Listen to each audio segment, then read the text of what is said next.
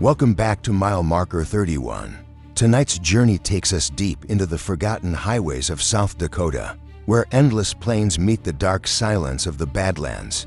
What begins as a routine haul soon becomes something else entirely, a descent into shadows, whispers, and roads that should not exist. Stay with us until the very end of this story, because what you'll hear tonight may change the way you look at every lonely stretch of asphalt and every voice that crackles through a CB radio. And if you're new here, don't forget to subscribe. It helps us bring more stories like this to life. And trust me, you won't want to miss what's coming next.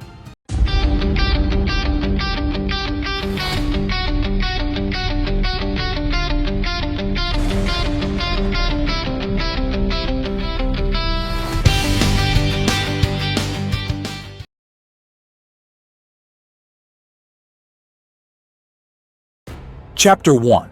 The Badlands at Night. The Badlands of South Dakota are a place that can make a man feel like he's fallen off the edge of the earth.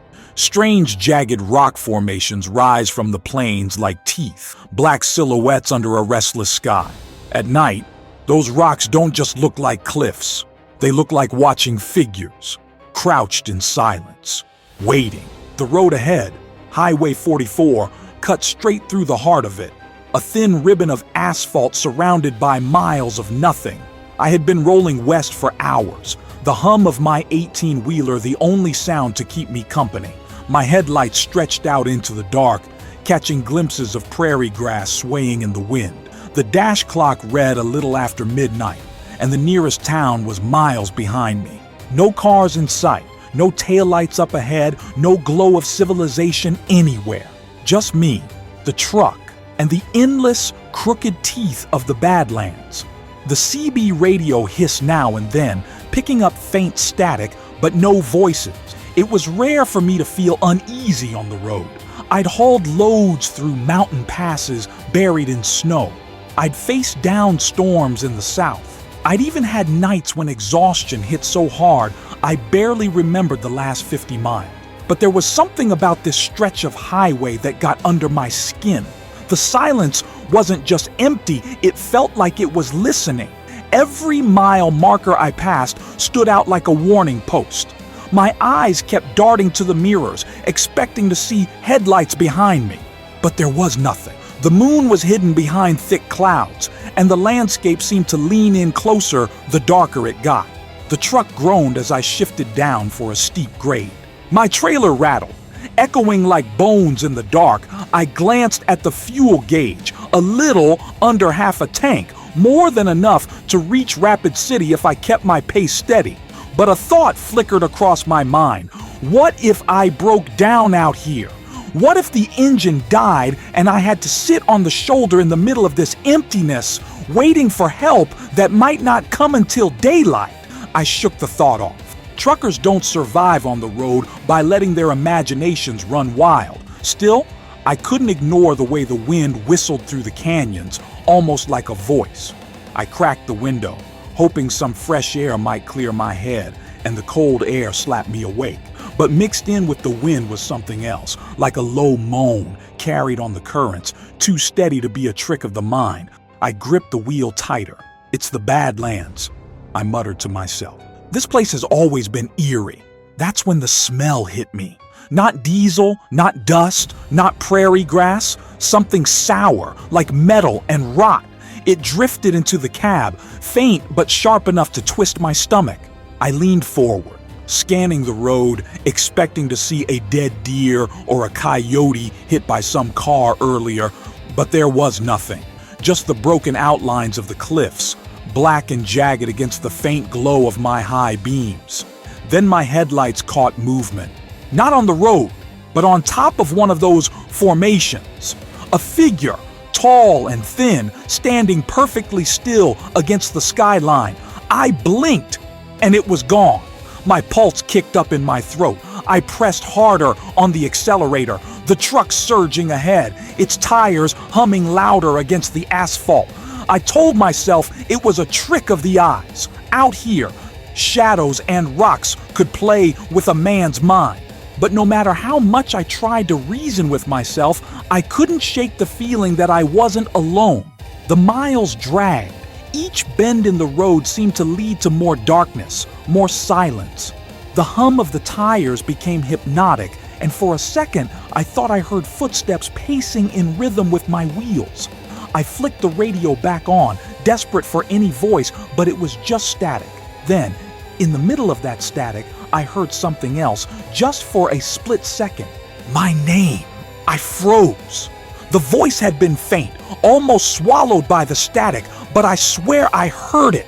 My own name whispered through the CB. I switched it off again, heart pounding. The Badlands stretched on, endless, merciless, a graveyard of stone and shadow. And as I drove deeper into that empty land, I couldn't shake the thought that something was out there on the ridges, keeping pace with me, waiting for the moment I had to stop. Chapter 2. A stranger. At the rest stop, I saw the sodium lights before I saw the building. A faint orange halo bleeding into the black like a ship's lantern in heavy fog. A blue sign flashed by on the right. Rest area. 1 mile. And I took it like a man reaching for a rope in deep water. My eyes were sore from the dark, and the wind had started shoving the rig sideways in long, mean pushes that came out of nowhere, funneling through the rock teeth and slapping the trailer just hard enough to remind me how alone I was. The rest area wasn't much. A squat cinder block building with a row of vending machines, a handful of picnic tables bandaged in peeling paint, and a half-circle lot lined with cracks that had turned to claw marks under the frost. A map kiosk leaned against the wind, its plexiglass warped from summers of sun. The flag out front clicked on its pole as if it were trying to get someone's attention. There were 2 other vehicles there. An old tan sedan parked sideways across 2 spaces and a pickup truck with a mismatched door, both dark and empty, both looking abandoned even if they weren't. I swung the tractor trailer into the far end of the lot where a strip of prairie grass had crept up to claim the pavement. My headlights washed over the bathrooms and the vending machines, and for a second I thought I saw someone sitting on the bench beneath the flickering light. When I cut the engine, the silence pressed in like water. Then the bench light flickered twice, brightened, and steadied. I stepped down, the cab's metal steps cold through my boots, and the smell of the Badlands wrapped around me again. Earth and something older, like dust shaken from bones. The wind was awake now, shoving against my jacket, tugging at the bill of my cap. Gravel ticked underfoot as I walked past the trash cans and the map kiosk. That's when the bench light sputtered, and the figure under it resolved into a man. He wore a faded denim jacket buttoned tight to the throat and a cap with no logo. His hands were folded over a paper cup of coffee that steamed, though I hadn't heard any machine. "Quiet night," he said, his voice sandpaper soft. He didn't look at me. He was watching the highway entrance as if he expected a parade. "Quiet enough," I said. "You out here alone?" He smiled without showing teeth. "Aren't we all?" I didn't like that answer. It landed in my gut like a small stone. I nodded toward the vending machines. "Coffee any good?" "Not from there," he said. "From the diner they tore down. Still tastes like it's driving distance." He lifted the cup, took a sip that didn't steam this time, and placed it back on the bench with a carefulness that felt practiced, ritual. The men you meet at 1A MIM under bad lights can be talkers, preachers, drifters, or ghosts of themselves. This one felt like a bit of each. I went to the vending machine anyway, fed it crumpled bills, and listened to the plastic cup thump down like a weak heartbeat. While it groaned, the CB hissed from inside my cab, a thin whisper that rose to the edge of words and then fell back into static. I glanced over my shoulder at the truck. Through the dark glass, my own empty seat looked occupied. "You running 44 all the way?" the man asked. "Thinking of it," I said. "Cut north after Rapid City. I'll catch 385 through the hills, then keep pushing toward the line." "That road," he said, and let the words hang like a warning triangle in the lane. "Some folks say it isn't the asphalt that gets you. It's the space between the trees, the things that live in the space." I didn't ask him what that meant. I took my coffee, tasted the metallic sweetness, and winced. "You from around here. I'm from nights like this," he said, wind in your ear, a storm that doesn't know your name. He patted the bench beside him as if inviting me to sit. I didn't. Truckers used to stop here by the dozen, he continued, before they fenced off the old road and put up the new one with all the reflectors. The reflectors don't help. They just show you where not to look. I shifted, feeling the wind slide under my collar. I thought the old road was farther west. He nodded, eyes still on the entrance. Used to run closer to the drop-offs. No shoulder, no forgiveness. When a rig went over, it kept going until the earth changed its mind. Used to, I said. Meaning what? Meaning everything out here is an echo. He tilted his head toward my truck. What are you hauling? Racking. Steel uprights for a distribution center in Dickinson, I said, and immediately wished I hadn't. Something about answering him felt like giving away more than weight and destination. Light load, I added, trying to make the words feel like small talk. He nodded again, slow, like he was cataloging me. Light loads drift easier in a crosswind. I know, I said, and took another sip of coffee to stop myself from saying more. He reached into the pocket of his jacket and pulled out a small coin. At least I thought it was a coin until the light caught it. It was dull, old metal with a punch hole near one edge and something etched into the face. He held it out for me to see. My father carried this, said it was older than our family. The etching looked like a wheel cross-sectioned by a road or a sun with spokes that were too straight to be raised. Around it, tiny marks like teeth. I didn't recognize the language, if that's what it was. I couldn't have said why, but it made my mouth go dry. What is it? I asked. A mile marker, he said, for a road that's not on any map. He closed his hand on it, and the wind pulled at the bench light so hard the bulb went dull and then flared.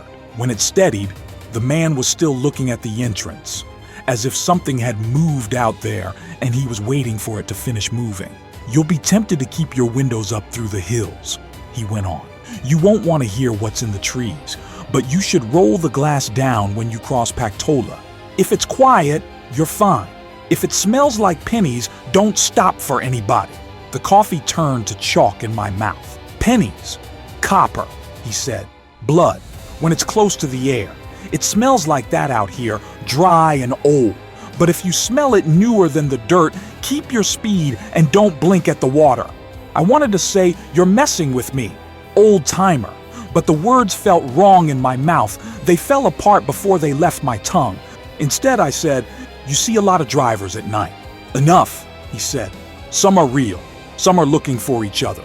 He turned his head slowly, then finally looking at me, and his eyes were so flat and pale they caught the overhead light like water. You think you're alone when you drive, but the road remembers everyone who's taken it.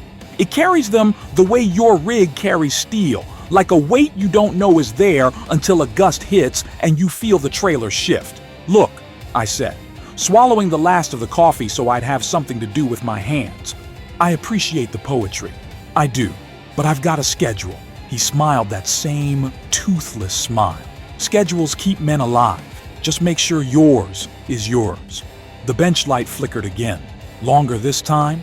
The wind came in a colder sheet, and the flag above us snapped so hard the metal hook clanged the pole like a bell. Somewhere in the dark prairie grass, a piece of plastic scudded and stopped, flapping like a fish on a dock. I turned to glance back at my truck, and when I looked again, the man had shifted his hands. He was holding the coin out to me, palm open. Take it, he said. If the radio says your name again, hold this in your fist and answer only once. Northbound. Don't say your mile. Don't say your lane. I stared at his hand. The coin looked heavier than it should. Why would the radio say my name? Because the road is a mouth, he said, and it knows what to chew. I didn't want to take it. I didn't want to humor him. But I also didn't want to walk away under that half-dead light with my pockets empty and the wind carrying my name toward the black shoulder of the Badlands. I reached out, and he dropped the coin into my palm. It was colder than the air. The metal felt pitted, like it had weathered too many winters without cover. Thanks, I said. I'll return it if I see you again. You won't, he said gently. as if this were the kindest thing he could offer. Not here. The vending machine behind me made a noise like ice breaking. The tan sedan at the edge of the lot coughed once, as if something in it had tried to breathe, then fell silent. I tucked the coin into my pocket with my keys, and my keys suddenly felt like they belonged to someone else. I nodded, the universal sign for conversation over, and started back toward the cab. Northbound, he added, not loud, not soft, only once. I climbed up, shut the door, and for a second I just sat with my hands on the wheel. The cab smelling like diesel and old coffee and the threadbare cotton of my seat cover. The CB was dark, the mic hanging like a tongue. I thumbed it on. Static. A moment later, the faintest rise of a voice inside the hiss. My skin tightened on my arms. I kept the mic on the hook, watched the green LED pulse like a heartbeat. The voice dissolved and the static flattened again. I put the truck in gear. The tires rolled, and the rig's weight settled into motion, a comfort I've known longer than most friendships. In the mirrors, the bench light made a weak circle around the man in denim. He didn't wave, he didn't move, he just watched the exit, the way a lighthouse watches the sea. On the ramp, the wind took me again, harder now, shoving the trailer just enough to make the steering wheel shudder. Gravel spit, and then the asphalt took me clean, the white line sliding under my nose. I merged onto the highway with the accelerator low and steady, letting speed come like a decision I could live with. The rest area shrank in the mirror, the light going from orange to a pale pinprick and then to nothing. I told myself I wouldn't look at the coin again. I told myself it was a story without a meaning. I told myself men talk to hear themselves breathe when they're far from other breathing things. But a mile later, the interior of the cab cooled, as if someone had cracked an unseen window, and a soft metal smell crept along the floorboards, climbed the pedals, and touched the back of my tongue. The CB clicked. The static thinned like a curtain pulled back from a window. In the space it left, a whisper slid through, careful as a hand, gentle as a knife. It said my name. I closed my fingers around the coin, felt the notches bite into my palm, and before my throat could decide how afraid it was, I leaned toward the mic and gave an answer I didn't recognize as my own. Northbound, Chapter 3, Whispers. On the CB, the road beyond the rest stop felt even emptier, as if leaving that place had peeled back a layer of sound I didn't know was there. The Badlands stretched wide, teeth of stone and deep bowls of shadow, and the highway cut through it like a scar no one cared to heal. My rig hummed along steady at 60, trailer light behind me, but every bump in the pavement jolted harder than it should. The coin burned cold in my pocket like a second pulse, ticking against my thigh whenever the road shook me. The CB stayed silent for the first few miles, nothing but the faint hiss of empty frequencies. I kept telling myself it was just interference, the way the land twisted signals and bounced them between ridges, but I'd driven through plenty of dead zones across this country, and none had ever whispered my name. I thought of the man at the rest stop, his pale eyes fixed on the highway as though he was waiting for someone I couldn't see. His words stuck to me like grease. The road is a mouth, and it knows what to chew. Around mile marker 62, the radio crackled. It wasn't words this time, but a wet, stuttering rhythm, almost like someone breathing too close to the mic. I leaned toward it, one hand gripping the wheel so tight my knuckles felt brittle. Breaker. 19, I said, my own voice too sharp in the cab. Anyone out here on 44 tonight? Silence. Then the breathing again, steady, deliberate. I let go of the mic and it swung back against the dash. My headlights caught movement at the edge of the highway. A shape, human, walking the opposite direction down the gravel shoulder. For a heartbeat, I thought it was the denim man, impossibly transported from the rest stop, his same careful gait.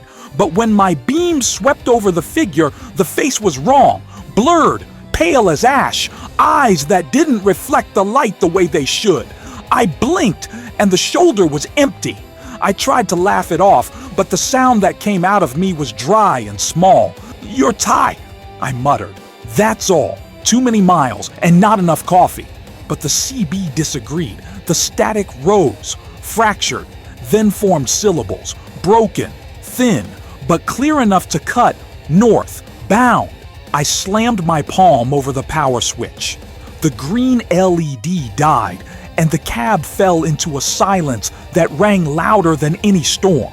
My heart was drumming like a diesel at idle. I thought of the man's instructions. Answer only once. Had I done it?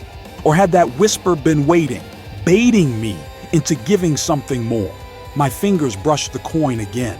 The notches were sharp, like little teeth biting my skin. I tried the radio again, hoping it would be nothing but clean static, but when I powered it on, the voice came back instantly. This time, it said more. It listed my coordinates, exact mile marker, exact lane. The voice was wrong in a way I can't explain, like it was layered. Many throats speaking the same words in different pitches, spilling over one another until the sound felt thick. My scalp prickled, and my chest went hollow. I killed the radio again, but I knew the silence wouldn't last. The highway unrolled beneath me, mile after mile, and the land grew stranger. The rock formations began to look like ruins, sharp angles forming walls and towers that seemed too deliberate to be natural. My headlights carved shadows that moved when they shouldn't have. Long arms reaching across the pavement, pulling back just as my rig's tires cut through them. At mile marker 67, the air changed. The smell of copper hit me again, raw and fresh, stronger than before. I rolled down the window to be sure it wasn't my imagination, and the cold wind carried the scent straight into my lungs. I gagged and yanked the glass back up, but the stink lingered in the cab, thick as blood left in the sun. The CB flickered alive, not static this time. Laughter, childlike, high-pitched, but warped like it was stretched through rusted metal. It filled the cab, bouncing around the walls until it felt like it was inside my own skull. Then silence. My headlights swept over the next mile marker. Someone, something, had smeared dark stains across the sign, streaks that could only be read. My stomach turned to ice, because the shape of the stains wasn't random. They spelled 3 letters, my initials. The steering wheel shook in my hands. My throat went tight. And for the first time, in a long time, I felt the real weight of fear settle on me. Not the kind you push through, not the kind you shrug off, the kind that warns you plain, you should never have taken this road. I drove on, praying the Badlands would finally spit me out, but deep down, I knew I wasn't the one in control anymore. The road had me, and it was hungry. Chapter 4, The Ghost Town of Scenic. By the time I saw the weathered sign for Scenic Wing, South Dakota, I was ready to believe in any excuse to leave Highway 44, if only for a little while. My nerves were wired tight from the CB's whispers, from that copper stink still ghosting the back of my throat, and from the way the shadows out here moved like they were aware of me. Scenic sat just a few miles south, a detour off the main road, a name painted in fading white letters on the wood like someone had forgotten it was supposed to mean something. I turned the wheel. The rig's headlights swung into the dirt road, catching tufts of dry grass and fence posts leaning like drunk men. Scenic had been left to die years ago, and it showed. The town sat under the weight of the prairie sky like an animal carcass. Bones scattered but still recognizable. A few false front buildings lined the road, an old saloon with its windows boarded up, a store with a porch sagging under the burden of time, and a church with its steeple broken halfway, the bell long gone. I rolled the truck down the main drag at idle speed. The pavement had given way to dirt and gravel, ruts deep enough to shake the trailer. My headlights crawled over the storefronts, and I swore I saw movement, shadows slipping behind planks, something ducking low in the saloon window even though the board should have sealed it shut. The strangest thing was how lit the place seemed despite no power lines in sight. The windows of the saloon glowed faintly, a kind of sour yellow, like a kerosene lamp behind old glass. The church door stood open just wide enough to reveal a dim light flickering inside. My rational mind screamed that it was impossible. No one lived here anymore. Scenic had been a ghost town since the 70s. I killed the headlights, thinking maybe I could catch whoever was there off guard, prove it was just squatters or kids daring each other. But the glow from the buildings didn't fade when I did. They held steady, unnatural in their stillness. I parked the truck at the edge of the road and stepped out. Gravel shifted under my boots, loud in the quiet. The air was colder here, sharp enough to bite at my nose, and the wind seemed to stop at the edge of town. Like Scenic was a bubble, sealed off from the rest of the Badlands. The saloon drew me first. Its wooden doors hung loose, one dangling by a rusted hinge. I pushed inside.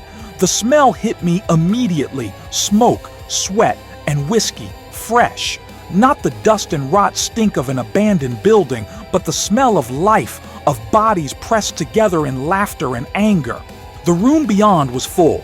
Dozens of figures crowded the tables and leaned against the bar. They wore old hats, dusters, prairie dresses, their faces pale under the glow of hanging lanterns. For a heartbeat, I thought I'd stumbled onto a movie set or some kind of reenactment. But then I noticed the stillness. Not one of them moved. Their eyes, when they had them, were glassy and unfocused, staring through me instead of at me. A woman at the bar lifted her glass to drink, but the liquid never reached her lips, frozen in place like time itself had stuttered. I backed out fast, my shoulder clipping the door frame. The night air slapped me hard as if to wake me. I turned toward the church, drawn despite myself. The door creaked wider as I approached. Inside, pews lined the aisle, all filled. Men, women, children.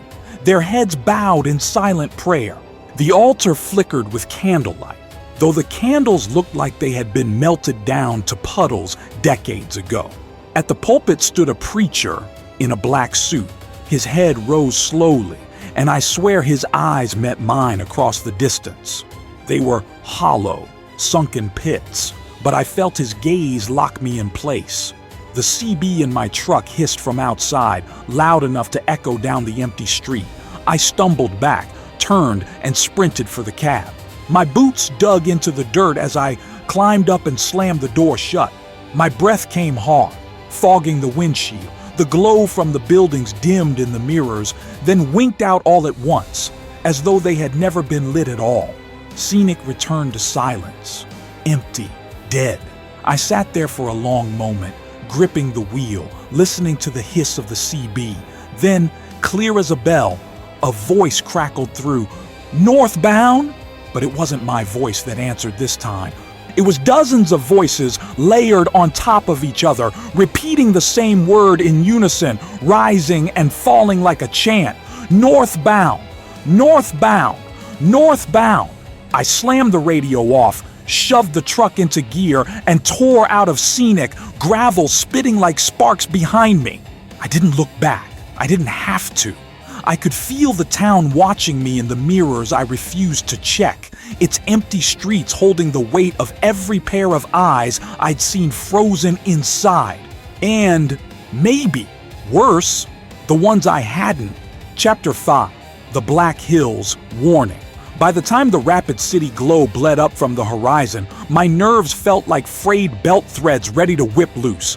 The Badlands finally fell away behind me, those toothy silhouettes giving up to low prairie that slowly sprouted streetlights, billboards, and the faint red wink of a distant radio tower. Civilization didn't feel like relief so much as a truce. The dark stepped back a few yards and dared me to believe the worst was over. I rolled past the first cluster of hotels and fast food joints and aimed for fuel. A big canopy on the south end of town promised diesel, coffee, showers, and the kind of fluorescent mercy only road people understand. The lot was wide open at this hour. a few reefers idling nose out with their stainless trailers catching the canopy glare. I eased next to a pump, set the brake, and the rig sighed like an animal finally allowed to rest.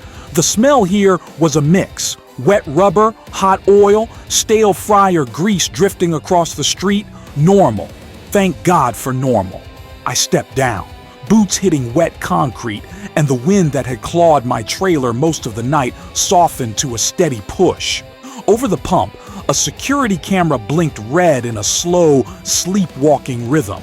My mind kept replaying the chant in Scenic, the frozen bar full of statues that remembered how to drink, the preacher's hollow eyes. Every part of me wanted to file it under fatigue and move on. But the coin in my pocket kept telling a different story, cold against my thigh as if the metal knew we hadn't reached the hard part yet. Inside, the store had that late-night thug of everything: pine cleaner, coffee burnt down to tar, candy bins that had seen too many hands. A radio behind the counter whispered a country song about not going home. Fluorescents buzzed. A TV on the far wall showed weather radar, a curl of green coming up from the southwest. The kind of spring system that throws fast rain and a mean temper over the hills. The cashier looked like she'd seen 3 straight shifts. Early 40s, hair clipped back, a Rapid City Rush hoodie with a threadbare logo. She checked me over like people check trucks. Quick scan for trouble. One more for wear and tear. Pump 5, diesel, I said, sliding a card. And a coffee, if the pot's still trying. It's trying, she said, pushing a button with a practiced thumb. You headed west. North, I said, cutting up 385 through the Black Hills, Pactola, Hill City, Deadwood, and out toward the line. She stopped moving. Not a dramatic freeze. The sort of half-second stall you only notice because everything else in the late-night store was too loud. Then she poured the coffee and slid it across. Her voice pitched lower. Night run through the hills isn't smart this week. Lot of wind. Lot of weirdness. Weirdness? I said, aiming for a chuckle I didn't feel. You mean deer and tourists. You won't see tourists at midnight, she said, and the deer know when to bolt. This isn't that. She had that Dakota's way of speaking, plain, no garnish, so the word landed heavy. I tried to keep it light. Let me guess, more Bigfoot sightings. She didn't smile. My brother works forestry out near Pactola. Said the fog's been coming in wrong, low, thick, but it doesn't sit on the water. It crawls along the guardrails. Last week they found a pickup idling empty a mile past the overlook. Driver's phone on the seat still recording. 40 minutes of nothing but breathing and a voice asking for directions from a road that isn't there. The TV radar flashed another sweep of green.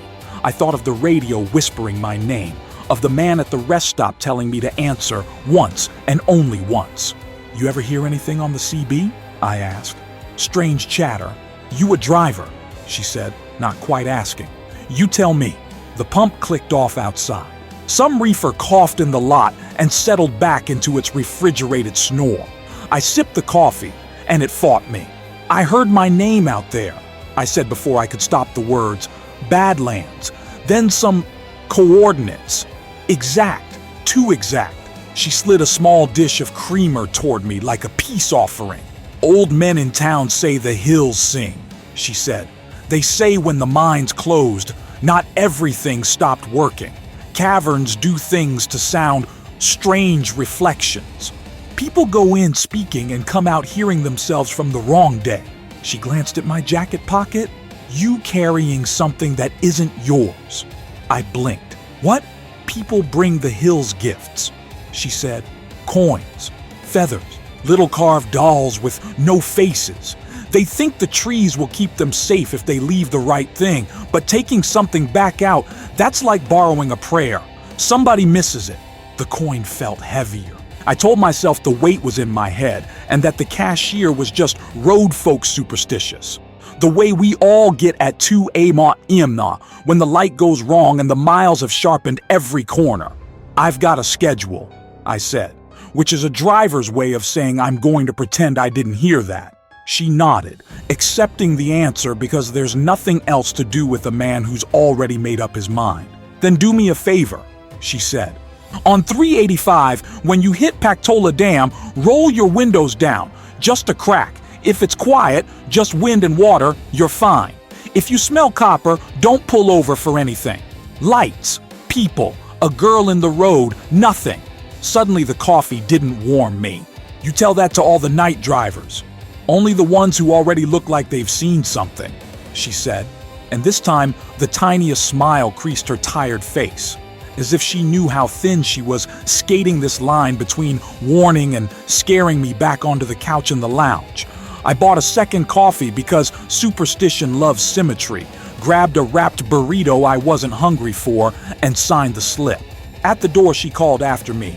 If yours starts talking again, don't tell it you're lame. Then, softer. Keep it northbound. Outside, the air carried that pre-storm taste, a flat sweetness under diesel that says the sky is about to rearrange itself. I topped off the tanks and checked my tires with a rubber mallet, that dull thud a ritual drumbeat against doubt. Lugs tight, hoses clean, marker lights steady. If a man can make his own luck, it starts with his hands on his gear, and I made a show of it until the shaking in my fingers decided to be useful. I pulled out under the canopy and nosed west on Omaha Street, then south to tie into 16 and up toward the junction where 385 breaks away into the trees. Rapid City spun out behind me in neon drips, pawn shops, muffler places, a steakhouse still lit for no one. The last gas station winked by, and then the night pressed its chest against the glass again. Black Hills. The name isn't poetry. At night, they are black indeed. Pine, stacked on pine, granite shoulders shouldering closer. The road threading through like courage that could run out at any minute. The first curve took the trailer by surprise, and I felt the weight shift a hair, light load, easy to shove. I eased the speed down and let the engine hold me. Jake off. No need to wake whatever lived in those ravines with a bark of compression. At Pactola, the world opened like an eye. The lake sat wide and dark, swallowing light so completely that my headlights seemed to end a foot in front of the bumper.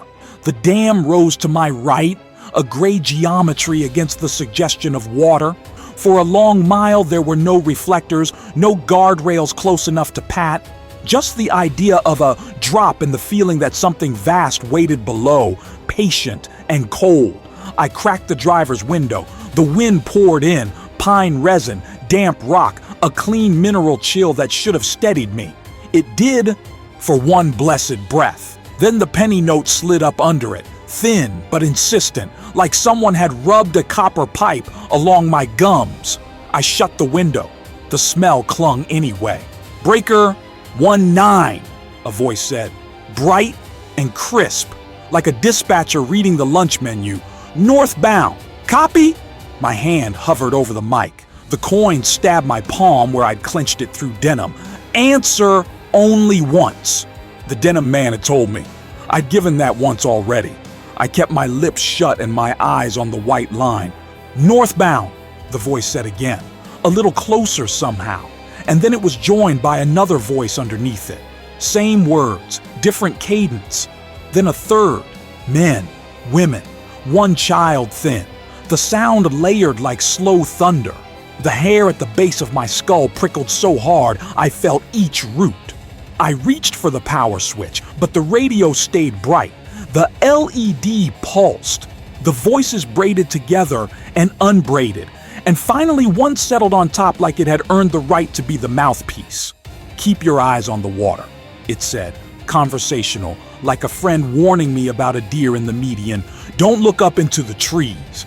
Something moved left, in the slash of shoulder between rock and drop. A figure, barefoot, dressed to the ankles, paced my rig at 35 like the road had turned to treadmill for her alone. She didn't look at me. Her hair blew backward in a wind I didn't feel. Every few strides, her head cocked as if listening for a question. I pinched the wheel so hard my hands went numb. Fog advisory. I asked the air. because pretending I was a man who still asked reasonable things was better than admitting I was a man who was about to pray. The CB obliged. Fog, it agreed. Keep right, keep north, keep your windows closed until the bridge. There is no bridge at Pactola, I said to no one, to the coin, to the hidden camera in the world. But ahead, a span of shadow arched where only open dam roads should be. Railings rose that hadn't been there 5 seconds ago. Old lattice iron, wet with a black shine. My headlights took it as gospel and followed. I slowed to 25. The water beside me, if it was water, woke into a skin of ripples, lightless but moving, as if 1,000 oars dipped without sound. The penny smell ran stronger, metallic and new, until I felt it in my teeth. The figure on the shoulder kept pace, never hurrying, never falling behind. And when she finally turned her face toward me, it wasn't a face at all, just the impression of features where light refused to land. She lifted one arm and pointed into the lake. "Don't," the CB said. Soft now. All the other voices no longer arguing to be first. "Just keep north." The iron bridge that shouldn't exist stretched on and on, longer than the dam, longer than the mile the map owed me. I could feel the trailer want to drift left, as if a hand under the lake had found purchase and was testing the grip. I steered right in whispers, small adjustments, breathing shallow so I didn't fog the glass and lose another inch of sight. When the bridge ended, it ended like waking from a bad dream. No transitions, no explanation. The pavement snapped back to itself, guardrails modern again, reflectors where reflectors belonged. The smell flattened to pine and wet dust. The figure was gone. "Copy that," I said aloud before I could stop the habit. The word came out like a surrender. Silence. The radio went dead in the honest way electronics go dead when nobody is there to hold them on. I didn't celebrate. I had Hill City to thread, that slow corner main drag where the street lamps made little pools of stage light and the storefronts wore their tourist smiles even when nobody was looking. I rolled through at a lawful crawl, past the wood-carved bears, past the shuttered taffy shop, past a motel sign that tried to sell me a vacancy like it was a favor. Somewhere a train whistle bled through the pines from Keystone, the sound thinning in the cold like it was ashamed to be alone. At the far end of town, where 385 shouldered back into the forest to climb toward Pactola's northern cousins, and eventually Lead and Deadwood, I pulled onto a wide gravel patch and set the brake. No trucks around, no cars. Just the hills stacked like dark waves and a sky beginning to think about rain. I took the coin out at last. Up close in the cab, light it looked older than the country, edges chewed by time. The etched wheel with its straight rays cut by a road that didn't care if it split the sun. For the first time, I saw something else in the scratches along the rim. Numbers. Not clock numbers. Not mile. Depths. Maybe. Or nothing my mind could make into a real thing. "You borrowed this," I said to no one. To the denim man. To the road. "I'll put it back." The sky grumbled somewhere south. The wind shifted and showed me a smell I hadn't earned in years. Storm starting on warm rock far off, the sweetness of lightning before it breaks. I slid the coin into the cubby by my logbook instead of my pocket, a tiny concession to not having it touch me, and put the rig back in gear. North, the grade pitched, and I settled into it, patient, engine pulling smooth. Every so often, a pair of animal eyes flashed green from the ditch and then were gone, the way the living and the road have learned to negotiate around one another. When the first drops hit the glass, big and spaced like scouts, I thought about the cashier's face when she told me not to stop for anyone. I thought about the voice that said to keep my eyes on the water. I thought about how much road was left between here and the line, and how the worst stories I'd ever heard always started with a man ignoring small instructions because he thought he had bigger problems. Past Pactola, past Sheridan Lake turnoff, The trees seemed to lean a little harder, and for the first time, I let the truth sit beside me in the passenger seat like a riding partner who didn't need seatbelts. The Badlands had watched me. Scenic had staged a show for me. Rapid City had tried to warn me. Whatever waited in the Black Hills wasn't a coincidence or a campfire tale.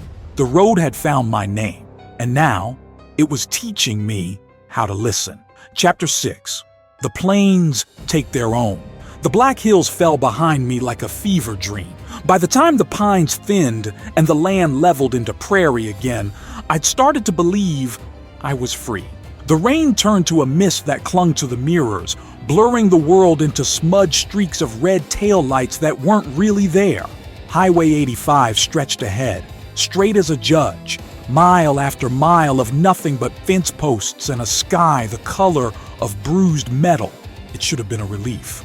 Open road, no blind curves, no cliffs to slip off. But I'd been driving long enough to know when silence meant safety and when it meant something was waiting. This silence was the latter. The CB came alive again, sudden and violent, like someone slamming a hand against the mic. Static screeched, and buried in it were those voices, the same ones from Scenic, the same layered chorus that had whispered my name in the Badlands. Only now, they weren't just whispering, they were laughing, dozens of them, maybe hundreds, laughter bending and warping until it sounded like an engine over-revving, metal grinding. I grabbed the mic out of habit. "Northbound," I said, barely a whisper. My voice shook. The laughter stopped. For one perfect second, the CB was dead. Then a single voice, low and flat, cut through. "You've already said it once." I dropped the mic. Headlights bloomed in my mirrors. A truck, big, old. Its beams glared too bright, filling the cab with white. I leaned forward, trying to see past the glare, and my stomach knotted. It was the same semi I'd seen in Spearfish Canyon, the one with the shattered windshield, the one with no driver. Its grille loomed closer, too close, yet it never touched me. It was following, matching every move, every gear shift, every shudder of my tires on the cracks of the asphalt. I pressed harder on the pedal. My rig climbed to 70, then 80, the trailer whining behind me. The ghost truck stayed locked on my bumper, its lights washing me out, making the road ahead vanish in glare. The CB hissed again, "Faster!" I shook my head, muttering, "No, no, no, faster!" The voice was in my ears, but it was also in my chest, rattling my bones like loose bolts. I pushed the pedal anyway. 90, 95. The speedometer needle quivered like it was afraid to go higher. My trailer fish-tailed, fighting the crosswind. Then I saw them, figures, standing in the fields on both sides of the highway. Dozens at first, then hundreds, lined up in rows, motionless, men in dusters, women in prairie dresses, children clutching rag dolls, all the faces I'd seen frozen in Scenic. Their heads turned in unison as I roared past, their pale eyes following me, mouths opening in a single silent "oh!" The CB screamed, a blast of static that filled the cab like fire, forcing me to cover my ears. When it cleared, the voices came together again, all of them, in one unified chant. "Northbound! Northbound! Northbound!" I screamed back at them, voice raw. "Where? Where does it end?" And in the mirrors, I saw the ghost truck's headlights flare brighter, so bright I couldn't see my own cab, couldn't see the road, couldn't see anything but light. When it blinked out, I was alone. The highway stretched empty in both directions. No lights behind me. No figures in the fields, just the open plains, silent and endless. My hands shook on the wheel. I let off the accelerator, let the rig slow, heart hammering like a piston about to throw a rod. I wanted to believe it was over, that the road had spit me out, spared me. Then I glanced at the dash. The logbook clock wasn't right. It showed a time 2 hours ahead of what it should have been. My odometer had jumped by 70 miles. I didn't remember driving. And scrawled across the last page of my paper log in handwriting that wasn't mine were 3 words: northbound forevermore. I slammed the book shut and shoved it under the seat. The coin in the cubby rolled on its own, clinking against the plastic like it was laughing at me. Up ahead, the plain stretched out into forever. No towns, no lights, no end in sight. Just the endless dark ribbon of Highway 85 drawing me north. And as the CB clicked alive one last time, a child's voice whispered soft enough to raise the hair on my neck. "You're almost home." The engine groaned, the trailer swayed, and the plains swallowed me whole.